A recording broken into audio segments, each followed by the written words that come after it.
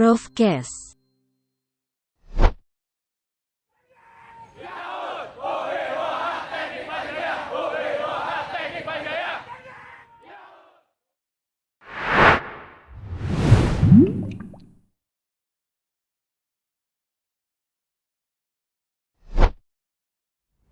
Assalamualaikum warahmatullahi wabarakatuh.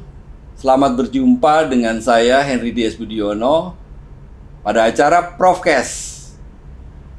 Acara Profcast adalah merupakan acara transfer knowledge, jadi menantang orang-orang hebat Fakultas Teknik untuk bisa berbicara santun, santai, menjelaskan tentang keilmuan, akan tapi dengan bahasa yang mudah dicerna oleh masyarakat. Pada pagi hari ini, Fakultas Teknik Universitas Indonesia melalui Profcast-nya, ini saya mengajak salah satu jagoan dari Fakultas Teknik. Saya perkenalkan Profesor Asep Handaya Saputra. Assalamualaikum. Waalaikumsalam warahmatullahi wabarakatuh. Kalau baca-baca atau kalau dengar-dengar tentang keahlian Prof. Asep, ini tidak lepas dari urusan material komposit.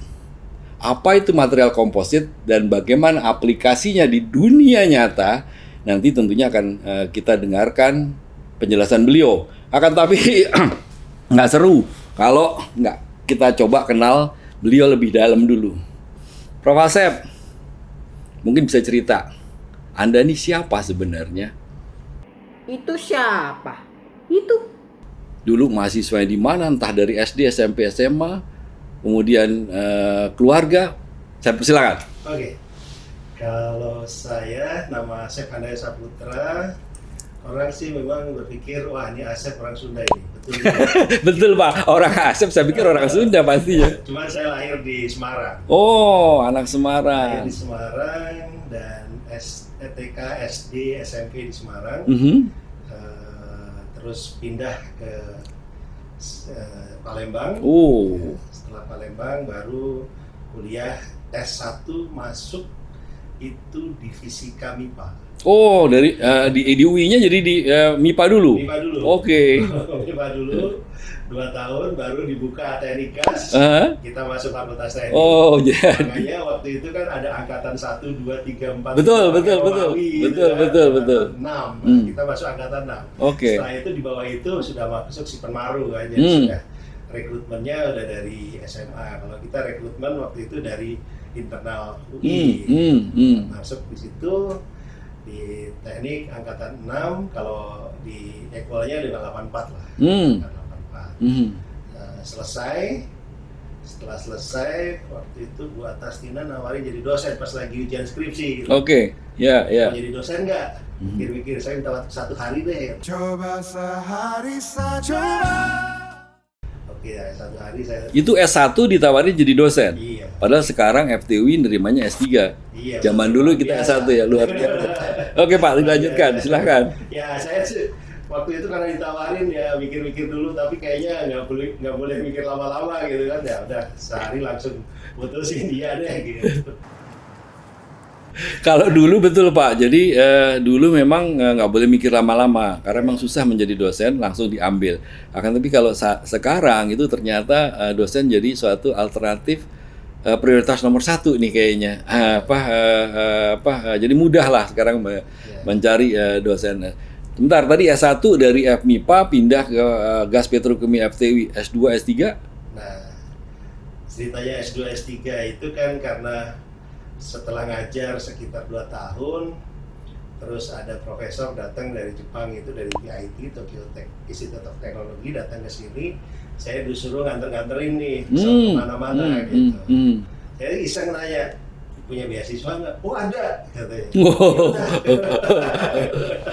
Menarik ini, berarti kita bisa sedikit-sedikit ngomong bahasa Jepang. Ada yang bisa ngomong Jepang?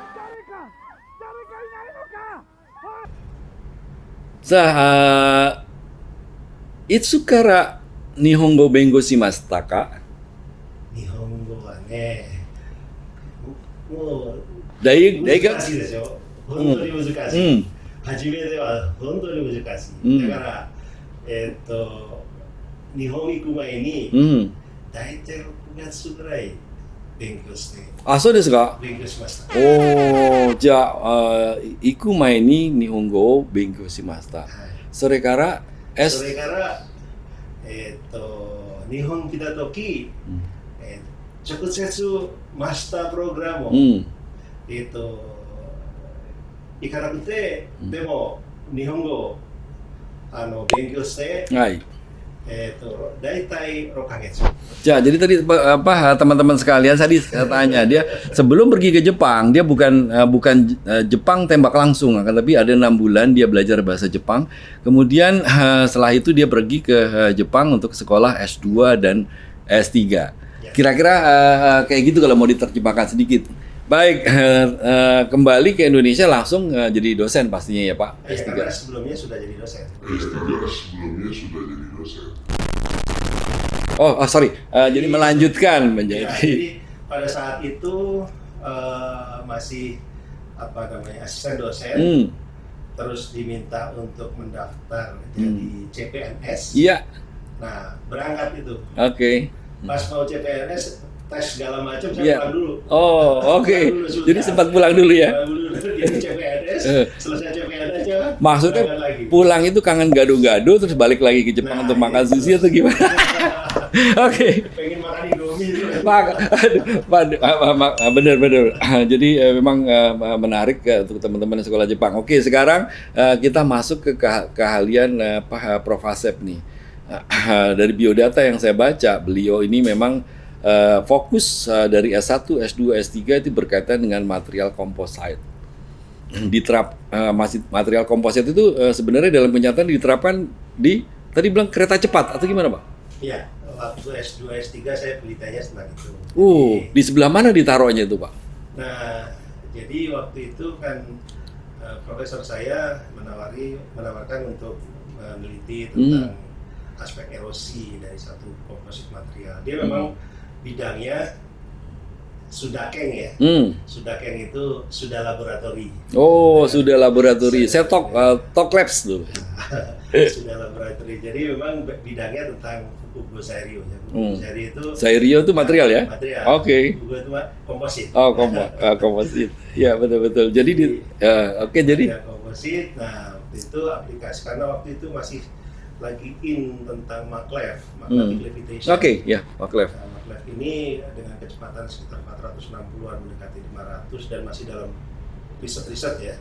Mungkin sekarang sudah ada yang komersial, tapi pada saat itu masih riset dan karena faktor erosinya karena kecepatan tinggi, kalau ada partikel-partikel itu menumbuk itu akan punya pengaruh yang sangat besar, sehingga kita meneliti material komposit yang memang tahan terhadap erosi, terhadap debu-debu ataupun partikel kecepatan tinggi. Tolong pemerintah Republik Indonesia, Departemen Perhubungan khususnya, ini ada orang yang jagoan tentang erosi material untuk kereta cepat. Indonesia mau membuat kereta cepat. Jangan lupa Profesor Asep Handaya dari FTUI. Lanjut Pak Prof. Asep. Sebenarnya tadi dibilang ada kata erosi Pak. Erosi itu apa maksudnya Pak? Ya, mungkin kalau yang selama ini kita tahu sih korosi ya, sudah pasti. Tapi erosi biasanya pengikisan.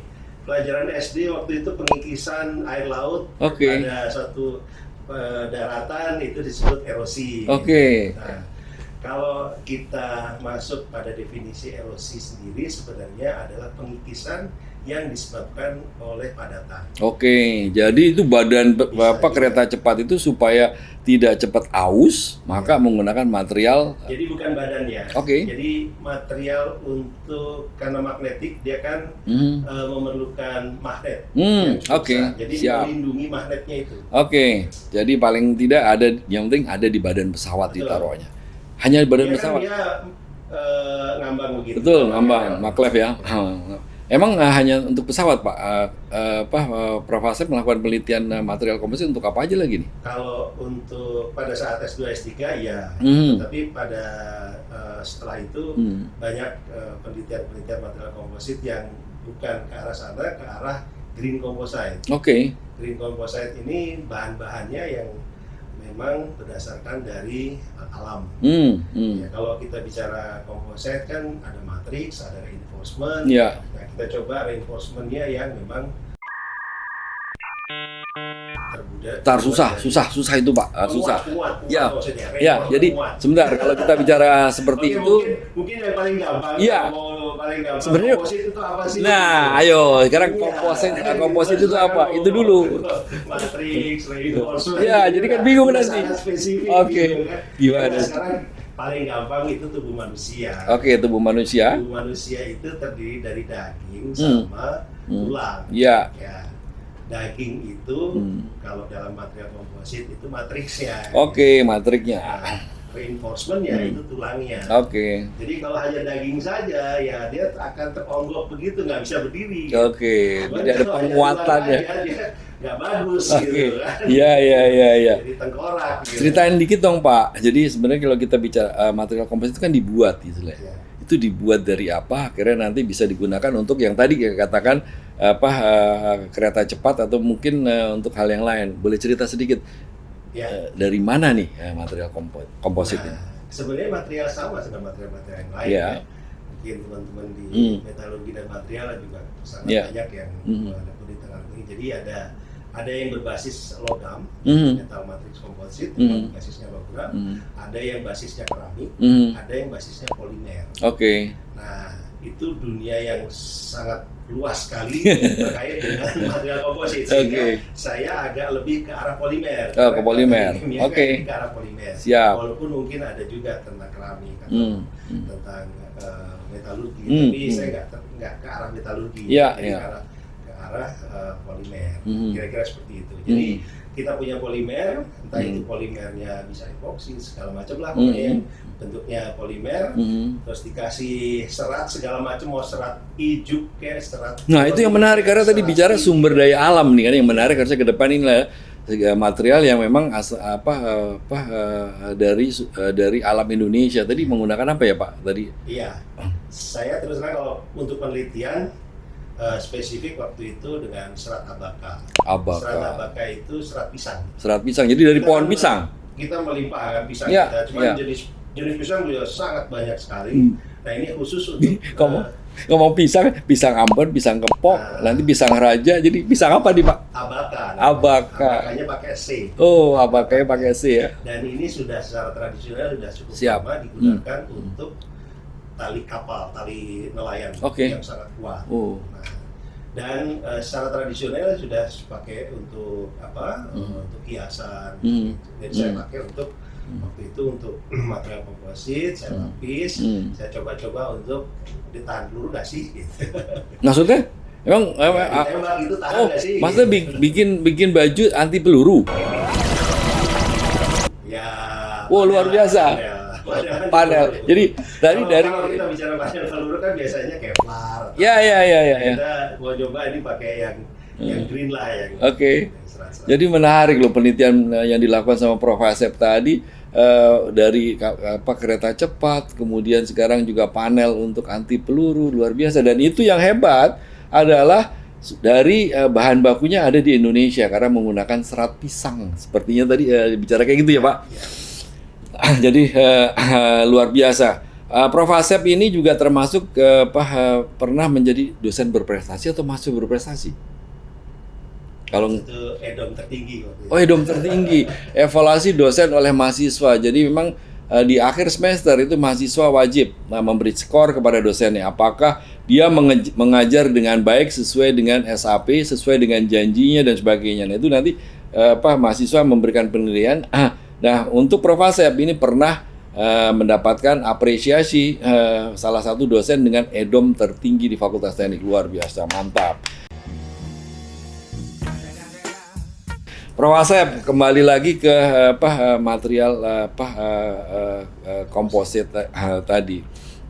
Nah, tadi udah diceritakan. Ini dari itu lama nggak sih bikinnya, Pak? Jadi sebenarnya material komposit itu dari mulai usaha kecil sampai yang perusahaan atau manufacturer besar ada. Contohnya misalnya untuk yang usaha-usaha kecil itu untuk untuk bumper, Oh, untuk mobil. mobil, Iya, iya. spare part mobil, Siap. spoiler itu Iya, udah iya. jadi udah usaha kecil, usaha Ya, rumahan ya, gitu, ya, ya, banyak ya, gitu. ya, ya, home industry gitu ya, Pak. Udah home industry, tapi Mantap. juga ada yang lebih sophisticated yang memang memerlukan peralatan yang agak lebih ya agak mahal sedikit lah, misalnya ada spray, ada juga filament winding yang agak lebih mahal dan memang menjadi lebih jauh lebih kuat. Oke, Kira-kira gitu. mantap. Pindah sekarang temanya. Tadi kita ngomong tentang material bosen gitu ya. Kita tanya sama dia. Ini sebenarnya Prof Asep ini dalam keluarganya seperti apa? Boleh cerita tentang keluarga Anda, Pak? Ya, panjang ceritanya, tapi saya buat singkat saja. Singkat saja, Pak. Jangan panjang-panjang. Jadi saya di keluarga kalau ada nuansa Sunda, nuansa Jawa. Oke. Jadi saya bisa bahasa Sunda, bisa bahasa Jawa. Jangan, kalau saya nggak bisa. Ya, Mohon maaf kalau ya, Sunda. itu. Terus tapi karena saya pernah di Iya. Palembang, baca bahasa Palembang juga. Oh, ini luar biasa ini. Kira-kira seperti itu. Nah, terus untuk saya punya keluarga ada 9, keluarga kandung ya.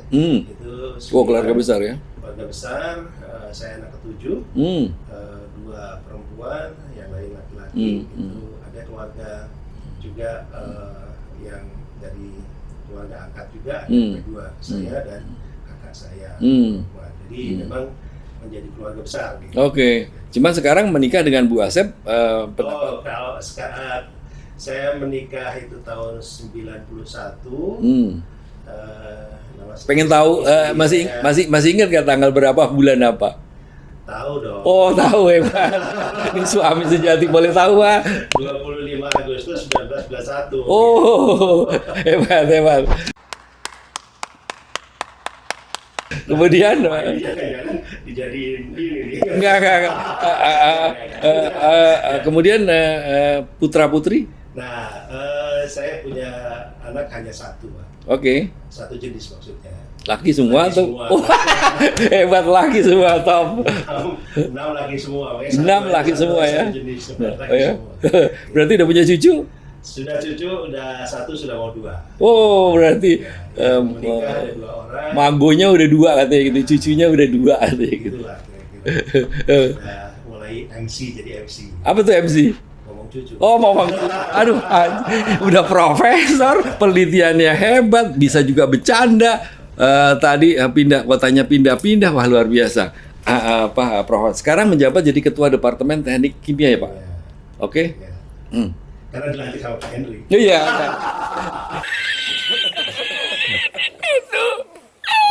Itu teknik kimia itu membawa berapa dosen ya, Pak? Sekarang 37 37. Jadi ya ada teknik kimia sama bioproses. dia proses. Oke. Menarik. Balik lagi. Kira-kira ke depannya apa sih cita-cita riset yang berkaitan dengan material komposit atau tantangan untuk Indonesia, Pak?